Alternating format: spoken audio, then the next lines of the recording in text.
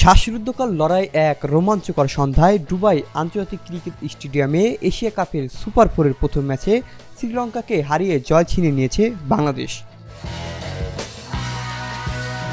টসে জিতে বল করার সিদ্ধান্ত নিয়েছিলেন লিটন দাস। শ্রীলঙ্কাকে ব্যাট করতে নেমে নির্ধারিত ২০ ওভারে ৭ উইকেট হারিয়ে সংগ্রহ করে ১৬৮ রান। দলের হয়ে সর্বোচ্চ ৬৮ রান করেন দাসুন সানাকা। কুশল মেন্ডিসও খেলেন মূল্যবান ইনিংস।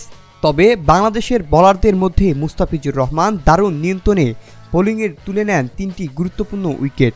সঙ্গে মাহাদি হাসানের স্পিন আক্রমণ মাঝের ওভারগুলোই বড় ভূমিকা রাখে। লক্ষ্য তাড়া করতে নেমে শুরুতে চাপের মুখে পড়ে বাংলাদেশ, তবে সাইফ হাসান ও তৌহিদ হৃদয়ের জুটি ম্যাচ ঘুরিয়ে দেয়। সাইফ খেলেন ৪৫ বলে ৬১ রানের ইনিংস আর হৃদয় ৩৭ বলে ৫৮ রানের ঝড়ো ইনিংসের দলের জয়ের ভিত গড়ে দেন। শেষ ওভারে যখন ম্যাচের সমীকরণ কঠিন হয়ে উঠেছিল তখনও শান্ত থেকে টাইগাররা জয় নিশ্চিত করে মাত্র ১ বল হাতে রেখে। এই জয়ের মধ্যে ভেঙে গেল শ্রীলঙ্কার অপরাজিত ধারা, আর বাংলাদেশ পেল আত্মবিশ্বাসের বড় এক জয়। ম্যাচ সেরার পুরস্কার জিতে নিয়েছেন সাইফ হাসান। আর এই জয় শুধু পয়েন্ট টেবিলেই নয়, মনোবল ও মানসিকতারও বাংলাদেশকে এগিয়ে নিল এক ধাপ। Arifin moon, sports desk, Asian television.